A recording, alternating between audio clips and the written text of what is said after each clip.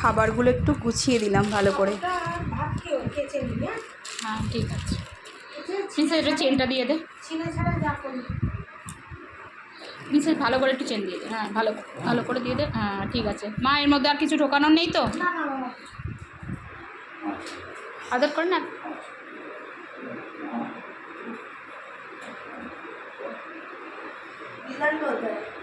আর একটু হাসো না, আবার তো আসবে, আর তুমি তো আবার আসবে, তাই তো বলছি। একটু হাসতে হাসতে চলো। হ্যাঁ হ্যাঁ চল, আস্তে আস্তে যাবো, আস্তে আস্তে যাবো, এই রাস্তাতে বেশি আস্তে আস্তে যাবো। আবার আমি এই ফ্ল্যাটটা কিনতে হাঁটতে যাই। এই দেখো, এই যে এই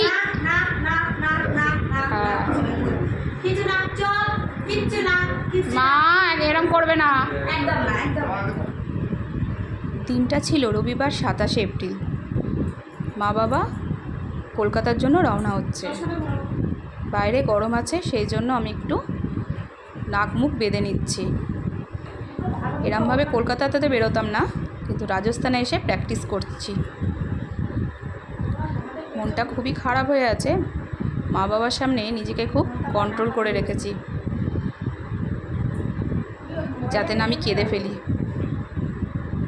কারণ আমি কান্নাকাটি করলে মা বাবারও খুব কষ্ট হবে যেতে।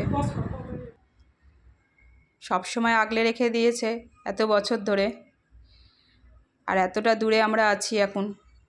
চট করে বললেও মা বাবা আসতে পারবে না, আমরা চট করে বললেও কলকাতায় যেতে পারবো না এখন।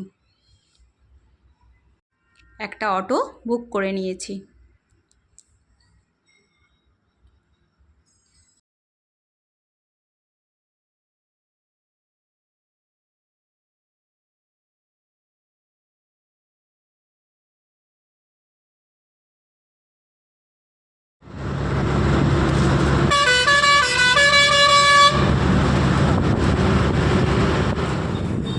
যেতে যেতে একটা মিষ্টির দোকানে দাঁড়িয়ে গেছি, বাড়ির জন্য মিষ্টি পাঠাবো। এগুলো হলো রাজস্থানের সবচেয়ে ভালো মিষ্টি, এগুলোকে বলে ঘেওয়ার। স্টেশনে এসে গেছি। আমার মুখ দেখে আপনারা হয়তো বুঝতেই পারবেন কিভাবে নিজেকে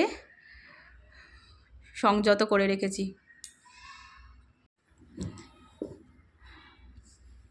আড়াই মাস দেখতে দেখতে কেটে গেল।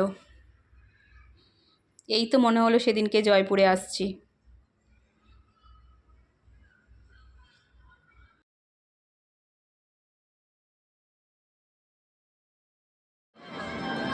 ট্রেন এসে গেছে। মা বাবাকে উঠিয়ে দিয়ে ভেবেছিলাম ট্রেনের ভেতরে দেখা করব, কিন্তু এতটাই ভিড় ছিল আর মাত্র 10 মিনিট দাঁড়াবে, সেই জন্য আর ঢুকলাম না। এবার কাঁচের সামনে থেকে টাটা করছিলাম, হাসছি, হেসে দেখাচ্ছি মা বাবাকে আমরা ঠিক আছি, তোমরা চিন্তা করো না।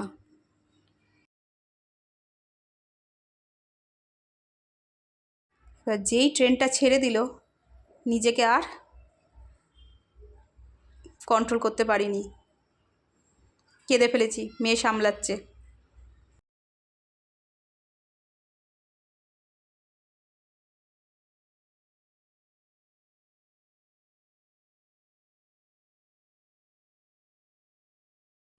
তারপর বেরিয়ে এসে গন্তব্যস্থলে রওনা দিলাম।